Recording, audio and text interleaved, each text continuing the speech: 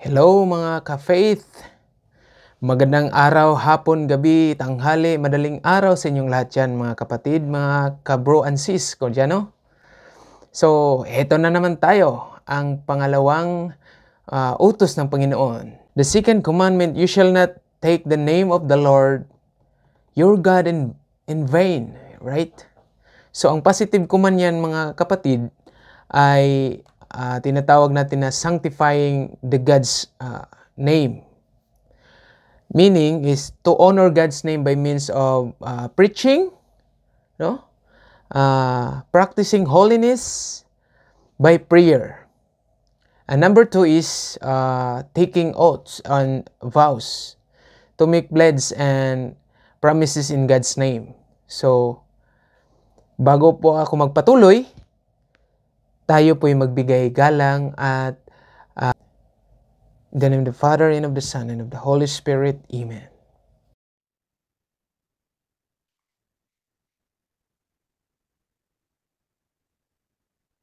Na pag-ibig, ipadala mo ang iyong espiritu at sila'y malilikha, at sa gayoy mapaninibago mo ang mukha ng mundo. Manalangin tayo. O Diyos na sa liwanag ng Espiritu Santo ay tinuruan ng mga puso ng mga mananampalataya, ipagkaloob mo na sa pamamagitan din ng Espiritu Santo ay ibigin namin kung ano ang wasto at makatarungan, at sa tuwinay magalak sa kanyang pagkilos na nakapagdudulot ng ginhawa sa aming loob. Sa pamamagitan ni Kristo na aming Panginoon. Amen. So, positive command yan is, number 1 is sanctifying God's name. So, ang pangalan ng Diyos ay dapat banal na paggalang ng pagbibigay natin. Means, by prayer, pananalangin, preaching sa gospel, at pagbigay ng practicing holiness sa sarili natin. I-apply natin yan sa ating kapwa at sa ating sarili. Para mabigyan natin ng pagbibigay pugay sa ating Creator, right? No? So, how do we sanctify God's name? By prayer. So, paano daw natin igagalang o pagbigay pugay sa pangalan ng ating Panginoong Diyos na lumikha sa atin? Ating mababasa dyan sa Old Testament, sa sulat ni Haring David, sa Salmo 113 verse 2. Ganito ang sabi, Blessed be the name of the Lord now and forever. So ayan po mga kapatid, no? Despite sa shortcomings, si King David walang hinto, walang tigil ang pagpe-praise niya in the name of the Lord, our God, no? Sa pamamagitan ng panalangin, prayer and fasting. Paano natin sanctify ang God's name? By preaching. Ang napakagandang example yan mga kapatid, si Saint Bernardine sanctified God's name by preaching. Right? Meron din tayong talata na mababasa dyan sa Gawa ng mga Apostol, Kabanata 4, talata 10-12, na ang sabi dito, In the name of Jesus Christ o Nazarene, there is no salvation through anyone else, nor is there any other name under heaven given to the human race by which we are to be saved. So, linaw na linaw dyan, no? Sa pangalan na ating Panginoong Hesus, siya lang ang bukod tangi na maliligtas tayo. Isa din sa paraan na maliligtas tayo sa pangalan ng ating Panginoong Diyos na si Jesus Christ. So, the greatest promoter of the name of God was Saint Bernardine of Siena in 1380 to 1444. Yan ang the best na example, yung santo na yan. I-search natin yan sa Google mga kapatid, no? Number 2 natin is taking oaths and vows. Ang ating panunumpa, no? Kung anong ministry ka man sa simbahan, ministry ng choir, ministry ng yung community ni sinasalihan mo.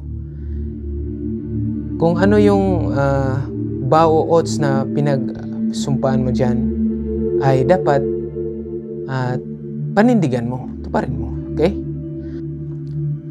So yan mga kapatid, no, ako bilang isang ministry ng choir coordinator, no, may oaths kami na dapat gampanan talaga at huwag magpabaya sa mga kasama natin. Dapat natin silang ituro kung ano yung tama, at dahil nagserbisyo ka sa Panginoong Diyos para sa simbahan, sa kapwa mo, at para kay God. At dito na tayo sa mga negative commands about this negative commands in second commandments, right? So, bago po ang lahat, andyan pa ba kayo? Nakikinig pa ba kayo? Hello? Okay.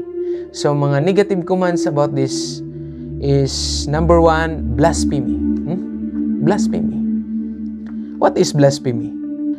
Blasphemy is the use of God's name in interjections and curses. It is a sin so serious that in the Old Testament, it was punished with death, as Moses prescribed in Levitico chapter 24 verse 16. Ating mababasa dyan mga kapatid, no? Whoever blasphemes the name of the Lord shall be put to death. Delikado talaga pag magsalita. Kaya nga sa mga kustumbre ng mga Hudyo, mga kapatid, iniiwasan nila yung tawagin. Halimbawa, babasa sila ng scriptures. Titignan nila yon kung dadaan yung pangalan ng Panginoon, yuyukuyan sila, magbabawayan sila. Grabe ang respeto ng mga Hudyo sa pangalan ng ating mahal na Panginoong Diyos, no?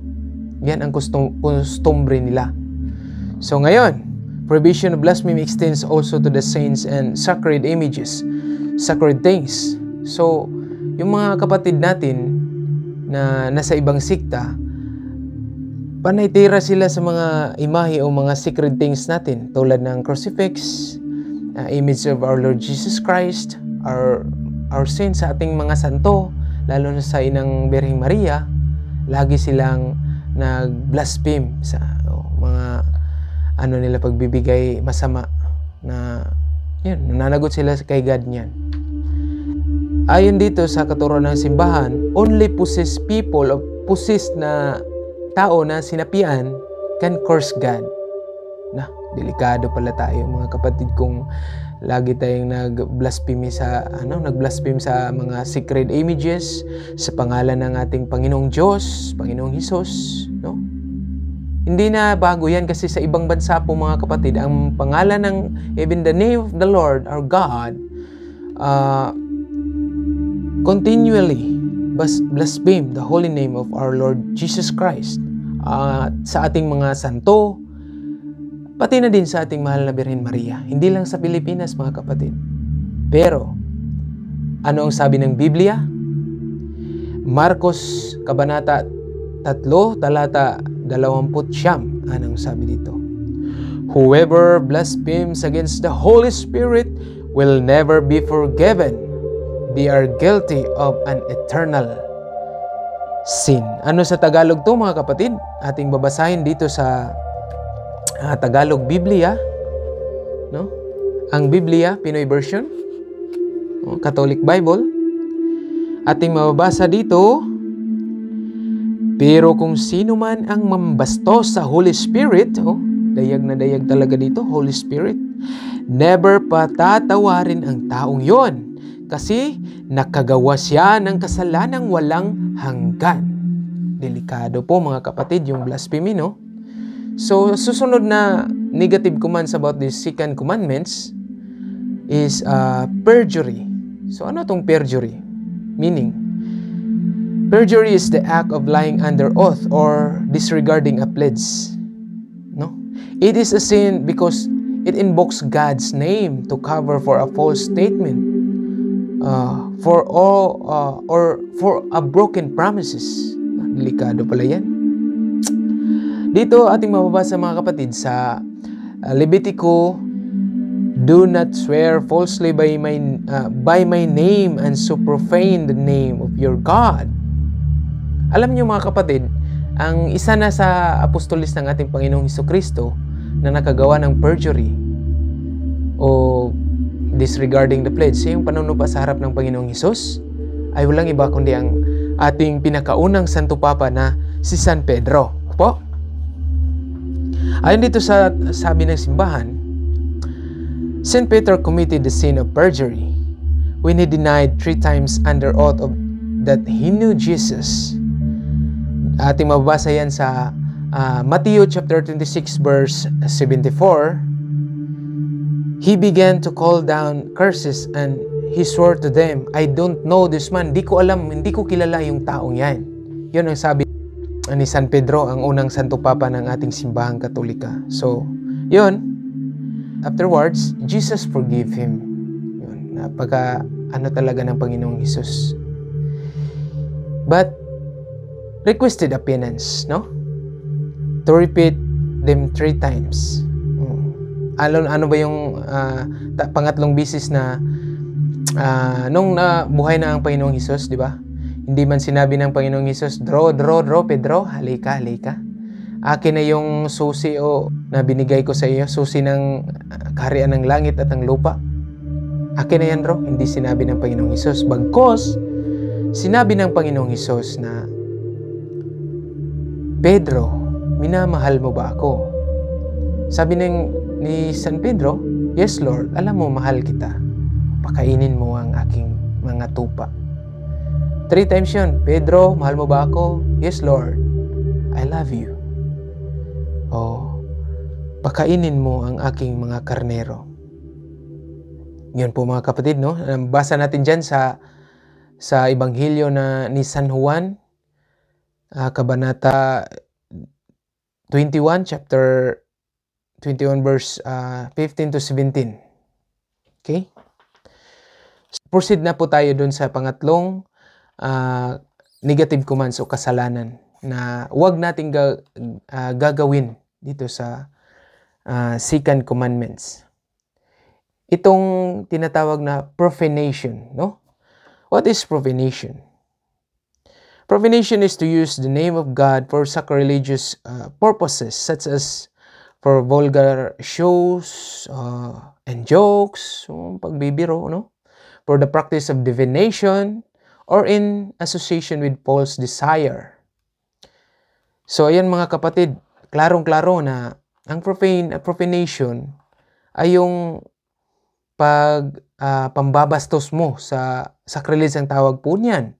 Pangbabastos mo sa mga yung purpose mo na bastusin yung mga crucifix natin, sacred things, doon sa vulgar na mga entertainment shows, o nagpapatawa ka ba? Pinapakita mo dyan na nakakatawa ang mga imahe ng ating ng simbahan, imahe ng Panginoong Hesukristo, sacred things, no?